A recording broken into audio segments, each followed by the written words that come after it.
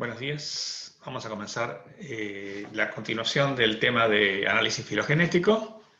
Hoy vamos a hablar fundamentalmente de métodos basados en distancias y un poco en modelos de evolución molecular, dos temas vinculados.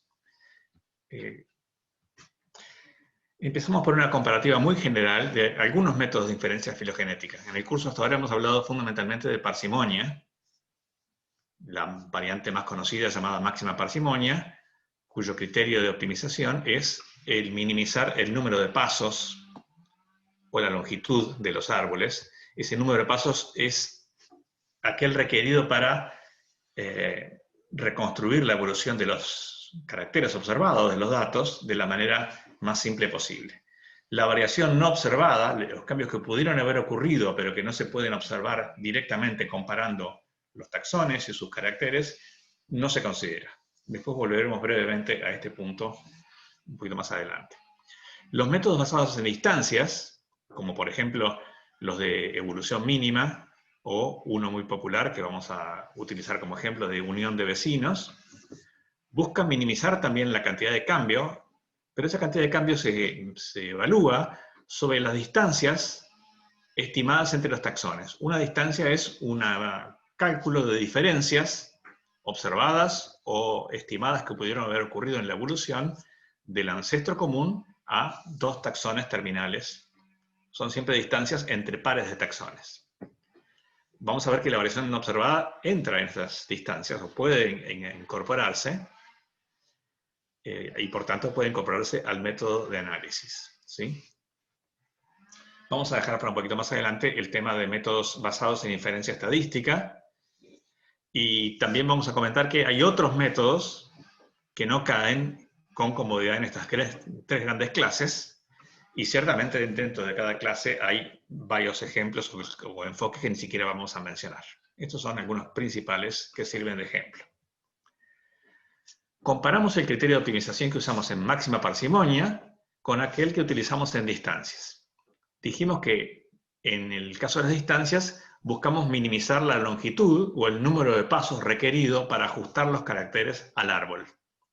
Y el mejor árbol será aquel que tenga una longitud menor, la menor posible, dado los datos y la topología. El efecto de la homoplasia, ¿sí?, en los árboles es que aún el mejor árbol, si hay homoplasia, puede requerir más pasos que el mínimo ideal, aquel que en principio podría ajustar óptimamente todos los datos sin ningún paso adicional. Si todos los caracteres son compatibles entre sí y con un árbol, entonces el árbol tiene la longitud mínima posible. Eso ocurre raramente en la realidad y en general el árbol más parsimonioso es el más corto de todos los posibles, pero tiene pasos adicionales para acomodar la homoplasia. ¿Qué es la homoplasia? Es aquella similitud entre, por ejemplo, dos taxones que no proviene de un carácter o una condición heredada directamente de un ancestro común. Esto es en contraste con la homología, que es la similitud que resulta justamente de una ancestría en común. Estos conceptos los vamos a aplicar a cada carácter. Podemos decir que los miembros anteriores de los vertebrados son homólogos, y también a cada estado. Podemos evaluar si dos vertebrados que tienen alas, el estado que llamamos ala en el miembro anterior, ese estado es homólogo o es homoplásico. Vamos a seguir con el ejemplo, en el contexto de los vertebrados, las alas de las aves entendemos que son homólogas, porque el ancestro común de las aves también tenía alas. En cambio, las alas de los murciélagos y las aves son homoplásicas o no homólogas, porque el estado ala, porque el ancestro común a murciélagos y aves, pensamos, no tenía alas, no tenía esa condición. Bueno, si vamos a usar métodos basados en distancia, podemos preguntarnos por qué calcular distancias, cuál es el objetivo. Y la idea, que vamos a ilustrar en las próximas diapositivas, es la siguiente. A lo largo del tiempo se acumulan diferencias entre, por ejemplo, dos secuencias de ADN que van divergiendo, acumulando cambios, una o la otra, ¿sí? Las diferencias que se acumulan a lo largo del tiempo pueden terminar afectando varias veces los mismos sitios, por lo cual el número de diferencias observadas puede ser menor que el número de diferencias que realmente ocurrió, y como esa diferencia que realmente ocurrió no la conocemos, vamos a tratar de estimarla. Nuestra distancia estimada va a ser entonces la distancia observada con una corrección que intentaremos aplicar para ajustar aquellos cambios que pensamos debieron haber ocurrido, pero que no observamos directamente como diferencias entre las secuencias, en el ejemplo de secuencias biológicas. Concretamente pensamos que siempre las diferencias observadas, la distancia que evaluamos directamente, contando diferencias y similitudes, siempre va a ser menor o igual a la distancia real, a los cambios realmente acumulados durante la evolución. ¿Sí? Vamos a ver 3 pequeños ejemplos de evolución de un sitio en el ADN, de un carácter con sus estados, ¿sí? Para ver cómo esta generalidad se aplica. En el primer ejemplo, partimos de una A, una de las ramas que lleva al taxón que estamos evaluando, observando directamente, para el cual tenemos datos, no ha cambiado desde el ancestro, y la otra rama ha tenido un cambio, una mutación, que ha sustituido esa A por una T. En este caso hubo un cambio y observamos un cambio. No hay homoplasia, no hay diferencia entre el número de diferencias observadas y el número de cambios que ocurrió en la divergencia de las 2 secuencias. ¿Sí? La divergencia entre las 2 secuencias es el producto, por supuesto, de los cambios en una y otra rama. Las 2 ramas que llevan del ancestro a cada una de estas secuencias que estamos evaluando. Acá tenemos otro ejemplo en el cual partimos de una A, y esa A, en forma paralela e independiente, cambia a T en esta línea de descendencia, y también cambia separadamente a T en esta línea de descendencia. Recuerden que estamos pensando en una secuencia nucleotídica de ADN. Esta, si va a cambiar, tiene 3 opciones, digamos así, para mutar. No son tantas. Entonces, no es extraño que el mismo cambio ocurra en 2 ramas distintas de la evolución. Acá ocurrieron 2 cambios y observamos que las secuencias finales son idénticas, o sea, 0 diferencias. En este ejemplo tenemos una A, también de punto de partida. Una de las ramas que lleva a uno de los descendientes sufre un cambio a G, y otra de las ramas sufre 2 cambios, uno a T y otro de vuelta a A. Aquí hubo 3 cambios y observamos una única diferencia. Bueno, si consideramos un solo sitio y solamente 2 secuencias, el número máximo de diferencias observable va a ser 1. ¿Sí? Ninguno o 1. El tema es que detrás de esa similitud o divergencia puede haber un número distinto de cambios al que la observación directa podría sugerir. La homoplasia, entonces, resulta de 3 fenómenos con un efecto semejante, ¿sí? Que llamamos paralelismo, convergencia y reversión. Estos conceptos que vienen del análisis morfológicos, vamos a ilustrarlos aquí con información a nivel de ADN para continuar con el mismo tipo de ejemplos, nada más. Paralelismo, cambios en paralelo, significa que 2 ancestros que son semejantes sufren cambios paralelos del mismo tipo, ¿sí? Y por tanto siguen siendo tan semejantes a pesar de estos 2 cambios como los ancestros que estamos considerando. Convergencia es cuando 2 ancestros que tienen, en este caso, una diferencia, están en estados diferentes en este sitio del ADN que estamos usando como ejemplo, sufren cambios que los hacen converger en un mismo estado final. O sea que los descendientes son más semejantes entre sí de lo que verán los 2 ancestros. Esos cambios son cambios convergentes.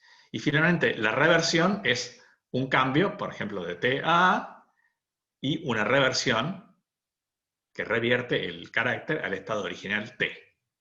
De vuelta, esto no tiene nada de extraño porque hay solamente 4 opciones para los nucleótidos en el ADN, de modo que volver al mismo que existía antes no es una cosa tan improbable.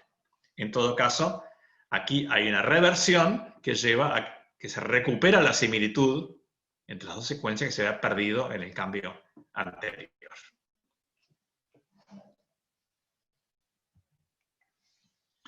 ¿Cómo administramos o gestionamos la homoplasia en un contexto de máxima parsimonia versus en un contexto de distancias? Bueno, en máxima parsimonia ya lo sabemos, no intentamos corregir los cambios, calcular los cambios observados, lo que hacemos es intentamos minimizar el efecto de esos cambios adicionales en la reconstrucción filogenética, tratando de minimizar la longitud del árbol, el número total de cambios, usando, en otras palabras, el criterio de máxima parsimonia. Ese es el enfoque, digamos así. En el caso de las distancias, lo que intentamos hacer es estimar una corrección, como decíamos, tratando de ajustar en nuestras distancias observadas con un correctivo que intenta, ya veremos cómo, asimilar los cambios no observados que, sin embargo, por alguna razón, estimamos debieron haber ocurrido en la evolución de esas secuencias. Existe una relación estrecha entre las llamadas distancias moleculares, que es el tipo de distancias que vamos a considerar en este curso, y los llamados modelos de evolución molecular. ¿Qué es un modelo de evolución molecular? Es una propuesta, una hipótesis de cómo evolucionan las secuencias, en este caso, cuáles son las reglas que subyacen al cambio molecular. Si tenemos un modelo, podemos, por técnicas que no vamos a explicitar aquí, derivar cómo deberían ser las distancias, la relación entre las distancias observadas, o las diferencias observadas, y las diferencias que estimamos debieran haber ocurrido realmente en la evolución. ¿Sí? Recordemos que siempre la distancia que queremos estimar, con ese correctivo, va a ser siempre igual o mayor a las diferencias observadas directamente, de una manera, si quieren, ingenua, entre cada par de secuencias. Las distancias son siempre entre pares de taxones o entre pares de secuencias nucleotídicas, en nuestro ejemplo.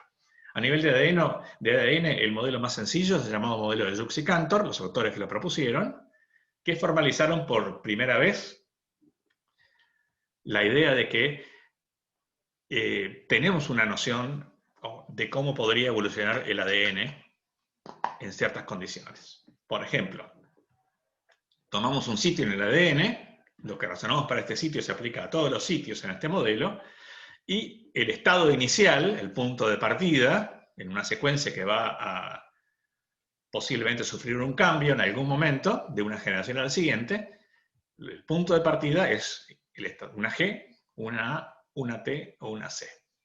Este modelo me dice que si estoy en G, la probabilidad de mutar en una generación o en una unidad de tiempo a A es mu, le llamo mu, y esa probabilidad se repite para el cambio positivo de G a A, de G a T o de G a C, las tres opciones posibles.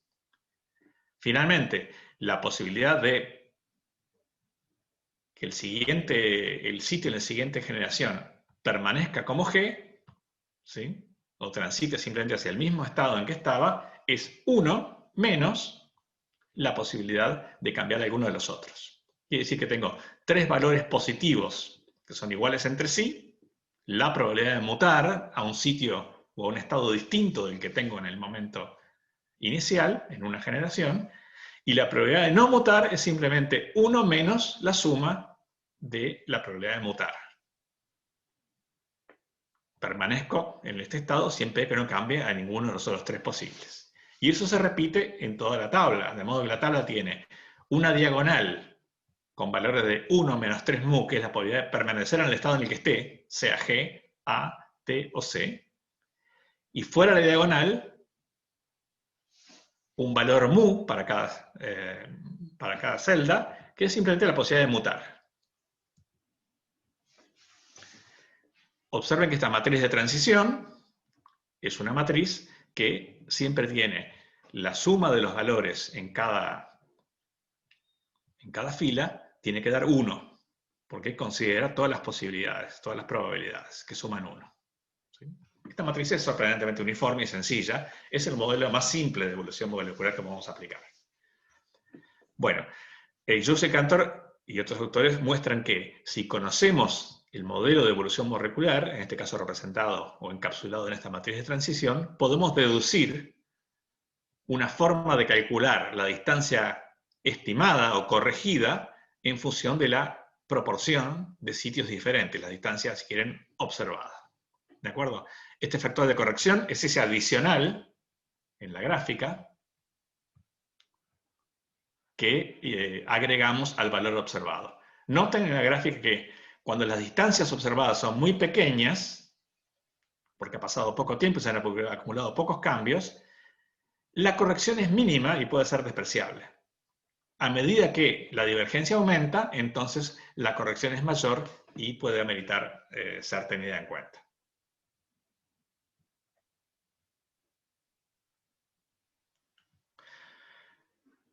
Vamos a ver que hay muchos otros modelos. Vamos a mencionar solamente un segundo ejemplo, que es un modelo un poquito más complejo, que en lugar de tener un único parámetro mutacional, como el de Yukley-Cantor, tiene dos parámetros. Y vamos a describir primero la matriz de transición y después ver un poquito empíricamente de dónde viene la motivación para un modelo ligeramente más complejo que el anterior. Noten que aquí, al igual que la matriz anterior, tengo un estado inicial, el estado en que se encuentra la secuencia antes de la siguiente generación, y están definidas las probabilidades de transición de ese estado a cualquiera de los demás, incluyendo la posibilidad de permanecer en el estado inicial, G, tomemos como ejemplo nuevamente. La diferencia con el anterior es que aquí tenemos dos clases de cambio con dos probabilidades distintas.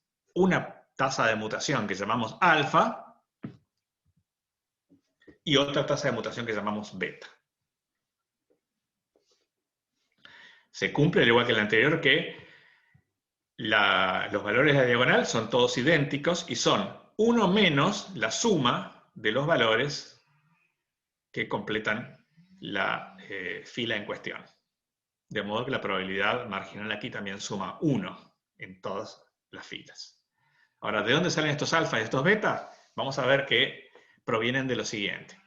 Primero, una observación. Este es un pequeño segmento de ADN mitocondrial, de una base de datos que está en el Mega como ejemplo, por cierto, de las cuales extraje algunos sitios.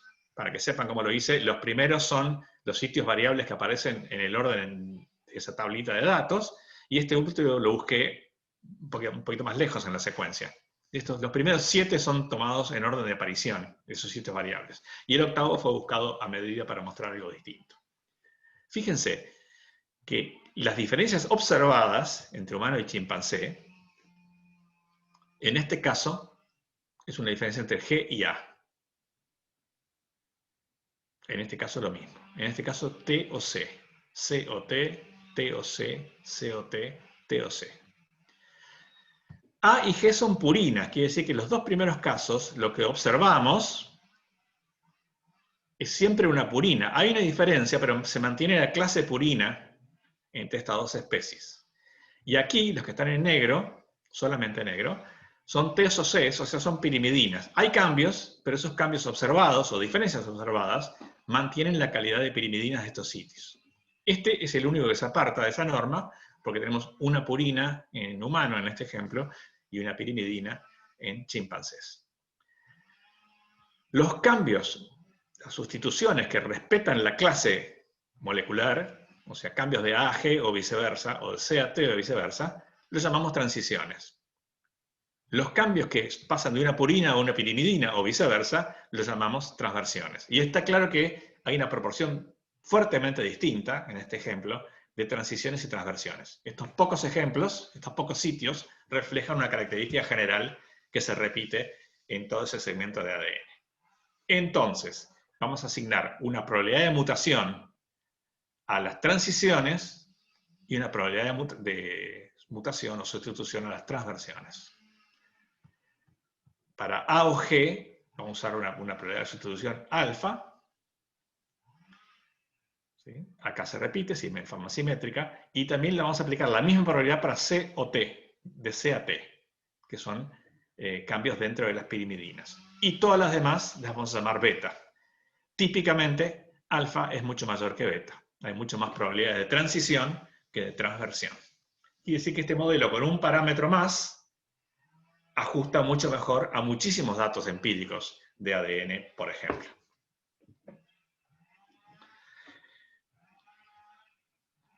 ¿Cómo se hacen las filogenias usando distancias? Antes de entrar en los detalles, vamos a entender que hay dos grandes pasos, cada uno con su importancia. En primer lugar, está la idea de transformar una base de datos o una tabla de caracteres tradicional que tiene especies, caracteres, que pueden ser en este caso sitios en el ADN, y los estados que esos caracteres toman en cada una de las especies. Por ejemplo, acá vemos que A, B y C tienen una C, y en ese mismo sitio las especies D y E tienen una T, y así sucesivamente. Transformar los datos originales, que serían los que usaríamos, por ejemplo, en parsimonia, ¿sí? En lugar de usar el camino de parsimonia, vamos a transformar esa tabla de caracteres en una tabla de distancias entre pares de taxones. La distancia de A con B, la distancia de A con C, la distancia de A con D, etc. En este ejemplo muy sencillo, este valor es simplemente la proporción de diferencias de sitios distintos que observamos al comparar de forma directa, sin corrección en este ejemplo, a los taxones A y B. Y repetimos el ejercicio para cada par. A con C, A con D, A con E, B con C, y así sucesivamente. ¿Sí? Está claro que si comparamos cada taxón consigo mismo, habría 0 diferencias.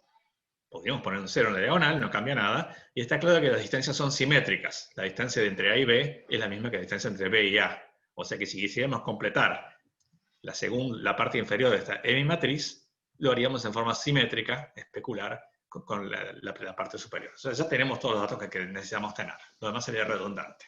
¿Sí? Ese es el primer paso, construir las distancias. Proporciones de diferencias observadas crudas o con algún tipo de corrección. Por ejemplo, basadas en el modelo de Juxi-Cantor, en el modelo de Kimura o tantas otras formas de corregir los datos que podemos encontrar en la literatura. El segundo paso es, dada esta tabla de distancias, la construcción del árbol.